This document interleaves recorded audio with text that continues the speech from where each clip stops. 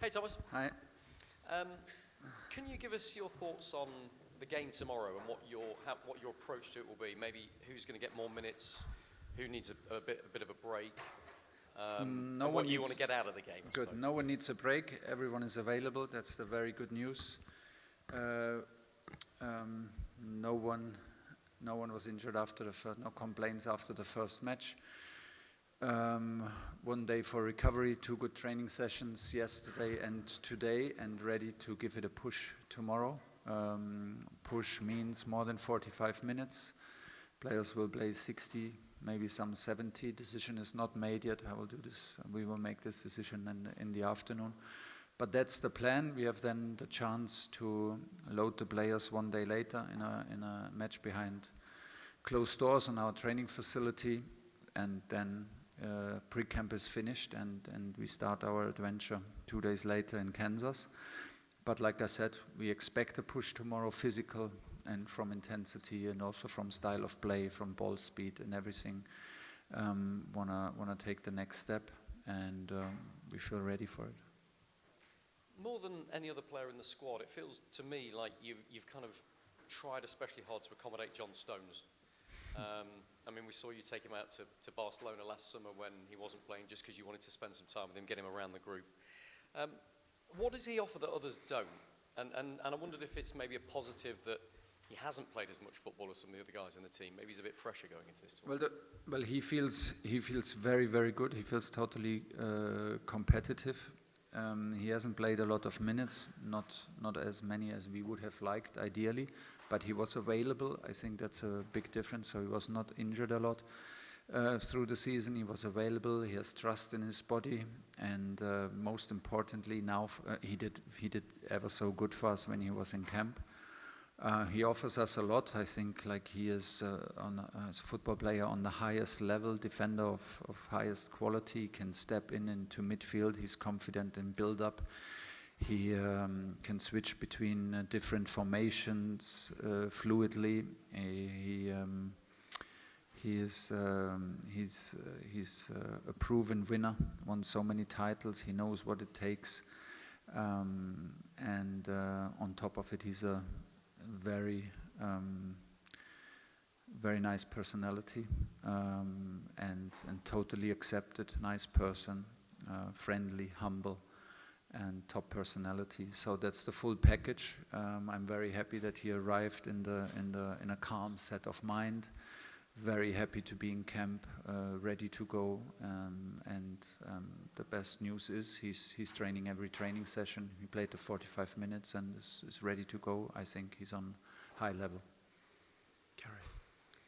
So Thomas, with that said, would you be ready to start John Stones in the first match against Croatia? Of course, everyone can start. Everyone is fit. Everyone is ready, and John is one of them. Everyone is ready to go, but before we think about this, we have 2 more matches to play, and hopefully we take the next step, and hopefully we all stay healthy and have no injury worries, that we have the full availability, and then hopefully the full choice before Croatia. But first things first. You have the whole gang back together. Declan Rice, your vice captain. When Gareth Southgate took over at England, he said, "What I need is more leaders on the pitch, more captains without armbands," what Declan Rice is often described at. First, talk to us about your decision to make Declan vice-captain, and tell us how many captains without armbands do you have to go and win this World Cup? Well, we have a leadership group of 5-6 players, if you want to call them captains without armband, and Declan is one of them, and Harry is of course one of them. So these are the 2 guys with armband. Harry is our captain, there's no doubt about it, and Declan is our second captain. When Harry was not in camp and didn't play against Wales, we had the choice, and it was a very quick one and a very obvious one for me to give it to Declan. He is on highest football IQ. He takes care about formation. He takes care about our structure. He takes care about the adaptation, about the rhythm in our game. I think he had outstanding 2 seasons in his personal career. The last 2 years with Arsenal was one of the main players for me in Europe in the Champions League campaigns. One of the very best midfielders in Europe at the very moment, full of confidence, and that's why he's my vice captain. Back there. Hi Thomas, João Miguel Nunes, RTP Portugal. Maybe you wouldn't like to make like rankings among the teams, but to ask you very clearly, do you put England among the favorites to win this World Cup? How many favorites are there? How many I don't do know, you that's give? what I want to know. In your opinion, of course. No, we're not the top favorites. We can't be because we haven't won it for so many years. So there are like proven winners in the tournament with more success in recent tournaments. So these are the favorites, and we compete for the trophy. We dream big, and we know what it takes. If you dream big, it comes with responsibility. Responsibility is on the effort. So this is where the focus is, and we want to compete. We see ourselves as competitors, as challengers, and we want to go all the way, but I don't think that we are the heavy favorites. Considering favorites and talking about Portugal, because it's my country, I would like to know if you see Portugal as one of the favorite teams to win this World Cup, and of course after the success in Nations League, yes, and after the involvement of the Portuguese players for Paris Saint-Germain, yes, we are one of the favorites. Yeah, I would also add this part of the question, because it's Your maybe coach Ronaldo's... your coach will not like this. No. The question is that I would like to ask you also about Cristiano, because it would be maybe his last World Cup, the last dance. Of course, it puts an extra to the Portuguese team, or no? I don't know, actually. I don't know, but you're from Portugal, obviously. Yes. Yeah. Your country has a strong football team, strong coach, strong group, proven winners, heavily involved with the success of PSG. Top coach. You had the success in Nations League, so again, you're one of the favorites. Okay, Sammy. Hi Thomas. Can I just check on the Arsenal players that have arrived now? I've not spoken to you since. Yeah. Their condition, and they've obviously played a lot of football this season, but they've also only played 8 or 9 days ago. How much do you want to see from them in obviously the game tomorrow and then the game on the Thursday? From the Arsenal players? Yeah. We still have to take care a little bit about Bukayo, who had an injury in March camp and carried it through to, of course, into his club campaign, and was available and made himself available in the end of the season and did this brilliantly, but he was managed in between matches, and that continues a little bit at the very moment. So we're building him up. Noni is 100% available, Declan is 100% available, and Epps as well.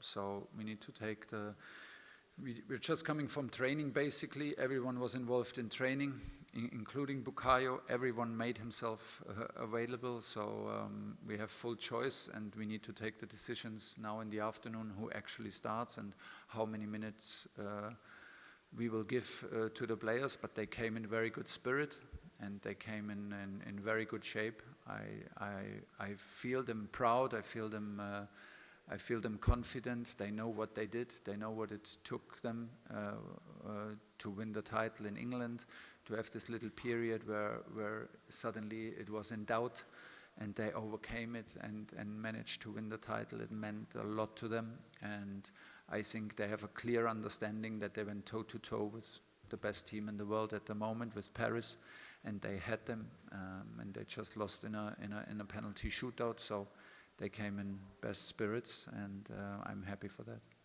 And just one more on John Stones, specifically tomorrow. You said there'd be some players who would benefit from playing 60 or 70 minutes. Given the lack of football that he had towards the end of the season, presumably he would be one of the players who would benefit from maybe a bit more football over the next 2 days. Could be. I need to double check with the physical department, actually.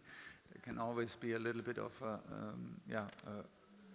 we always have a second opinion of our performance team, what he actually did through the week, what he actually was exposed at City in training and not playing. So this will everything will play a role when we take the decision, and then everyone needs to deserve to be in the starting lineup tomorrow, which he does. But we have strong 4 central defenders with Jurel Konza, even 5. So decisions will be made in the afternoon. But the good news is with John, he's ready to go. He was not managed in training. He just does every training session full and no complaints. He feels very confident.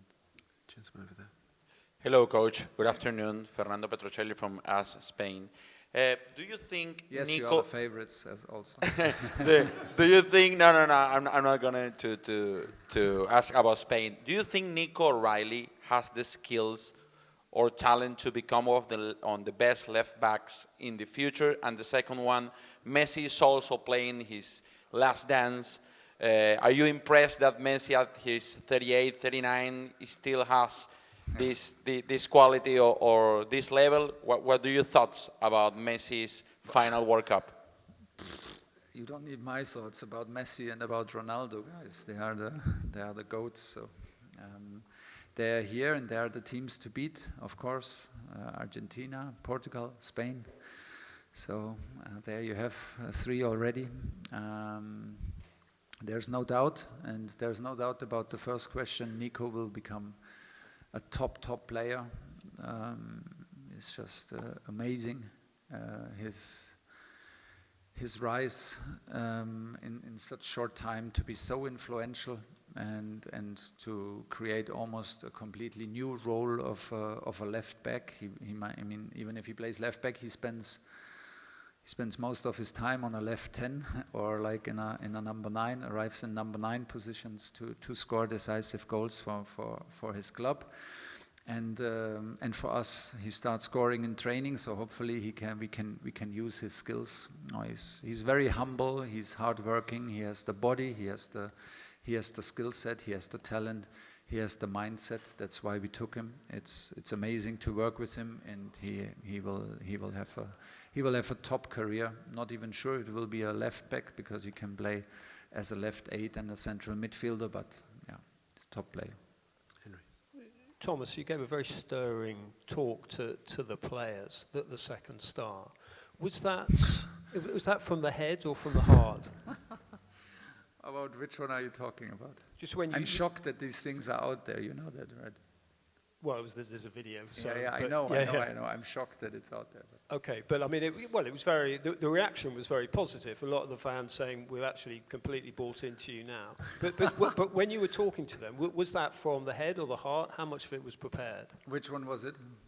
Which one? Well, how many have there been? It was the one when you were talking about the second star on the shirt. So the very first, it seems like the very first talk, my very first talk to the team. Well, it was from the heart, but I prepared it. So I had 3 months to prepare it. I started in January, and the first camp was in March.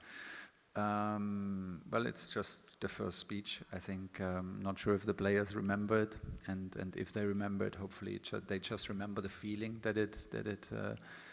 I hope it made them feel good and made them feel excited, and well, it is what it is. We have some of these talks, and some of them are more into. We have a lot of them about football, and some of them we have about to wake up some emotions, more emotional. So this was clearly from the heart, I guess. And why do you think it's been 60 years? Good question. Maybe not one reason, but I think recently in the recent tournaments, I think that the England national team is just there. Like if you reach semi-finals, if you reach quarter-finals, once you reach a quarter-final, you can win any competition. If you reach quarter-final in FA Cup, Carabao Cup, if you reach it in Champions League, that's my opinion and my conviction. Once you reach quarter-finals, you can go all the way. So I think it's important to understand, to not try to digest this whole tournament in one piece, and to focus on what we can influence. So at the moment this is prep camp, and then we will take care about group stage. This is how I only know it, and how I always approached it in club football when we went to Champions League campaigns. Make sure that you win your group, make sure that you go through your group, and don't get distracted in overthinking. once you arrive with the team in a quarter final, then you can go all the way, and then the belief will be there. But there has to be a lot of work done. There has to be a lot of respect for our opponents, for the environment, and don't underestimate the level of luck that you need with injuries, with decisions, So let's see. We go step by step. I think we're at the moment in a good moment. We're exactly where we want to be, and want to take the next step tomorrow. Gabriel. Thank you. Hi, Thomas. Even for you, this is new, the World Cup preparation, the build-up into a tournament like this. What's the tone you want to set within the camp? Because the tone was very relaxed in pre-camp.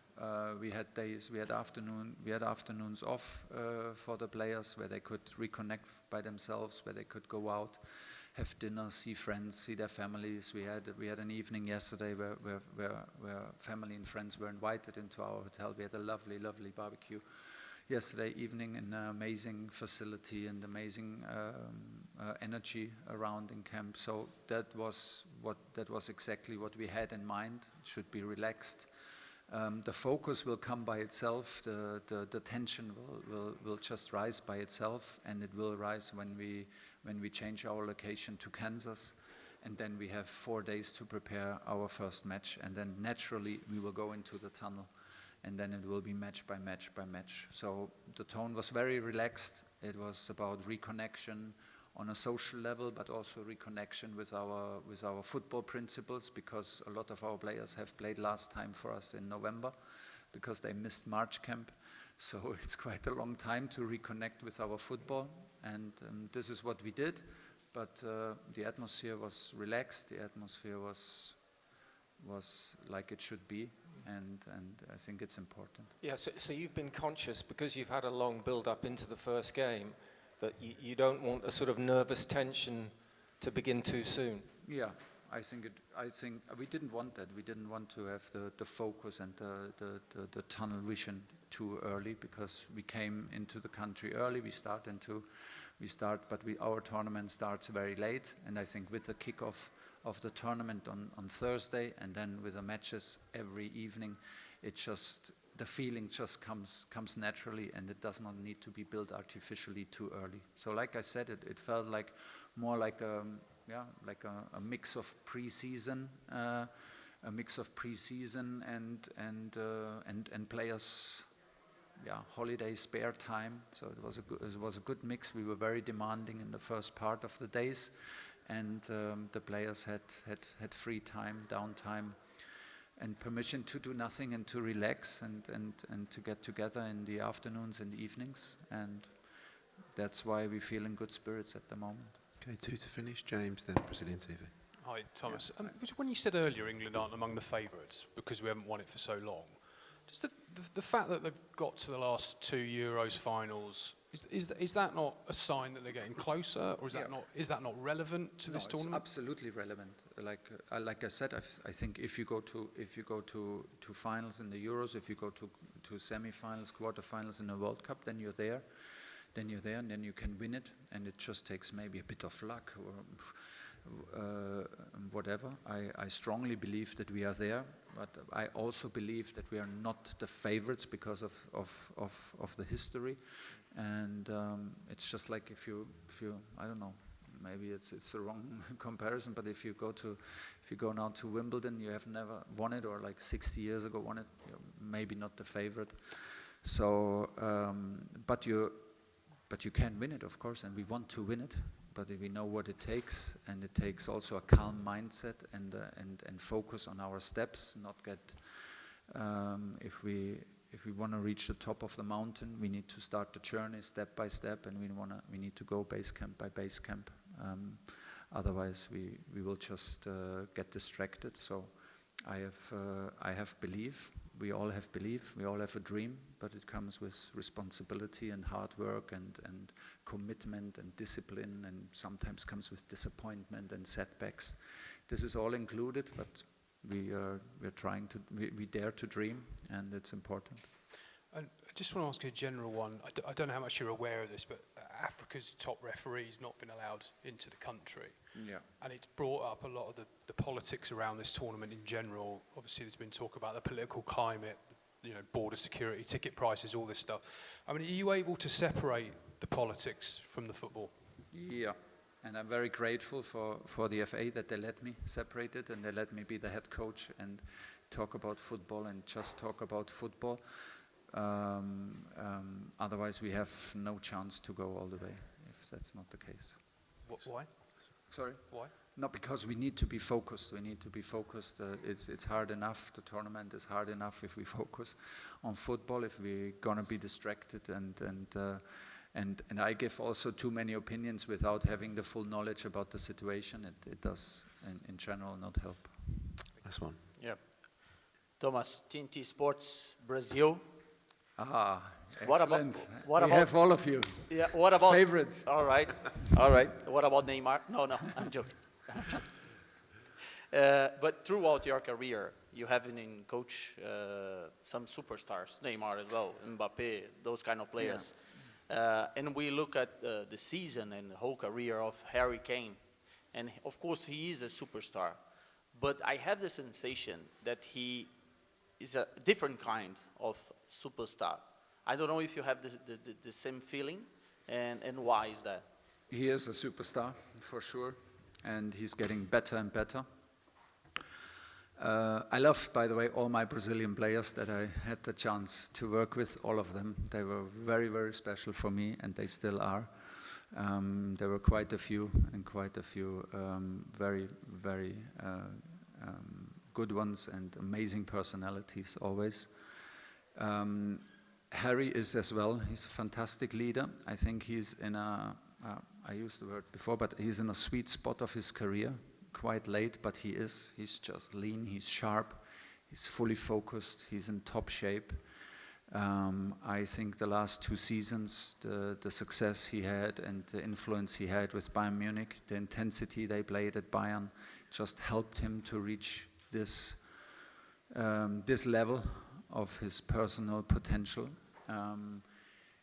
He thinks day in, day out about how we can win as a team, how we can perform as a team. That makes him very special. This is where he is at the moment. I think this is what he felt also in Bayern Munich, that you can really go very long in European competitions like Champions League as a team, if everyone buys into the idea of this intense game that they play. So it's a pleasure. It's a pleasure that I had him in Bayern Munich, and it's a pleasure to have him here as a captain. He is truly our leader and in fantastic shape at the moment. The last one, as you said, you like your Brazilian players that you have been through. What do you feel about Neymar in this competition? Seriously, he made it. He was struggling to be there, and now he made it. Do you feel that it's good for the World Cup that a player like him is on? Also one of the biggest now, like Ronaldo, like Messi, is just like this incredible, talented player. He's big personality. He has the personality, the confidence, the quality to decide matches on any level. It's just a matter of fitness, and I don't know about that. So he is in the team and makes your team, of course, more dangerous. And you're always in the mix when it comes to World Cups and to titles. That's a no-brainer, and makes it a little bit more difficult for everyone else. Okay, thank you very much, and see most of you in Orlando.